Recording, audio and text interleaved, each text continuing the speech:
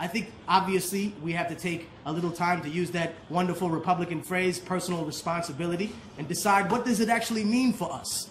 Are we personally responsible not just to ourselves? We're also personally responsible for other people in the community. We're also personally responsible for the forces that govern that community. Not just for the people in the hood or the people in a well-to-do area. We're responsible for the police department that governs that area. I think that at some point, we have to acknowledge that there are so many different aspects and dimensions to this fight that just attacking it from one perspective will not work. And I'll use the example of colonization of people to show you how. Everyone has always told me since the civil rights generation, oh, we're going to fight against racism and classism. Some people think racism is the end-all be-all. Some people think classism facilitates racism. What is a broke racist? A powerless individual. What is a rich racist? The definition of racism, because they have control over your life. In other words, there's no such thing as reverse racism. It's just racism. The difference is that some people have power behind their racism and some people have no power. Some people have the power to make fun of someone who can't dance. Is that racist? Well, yes. Does it have any power? No.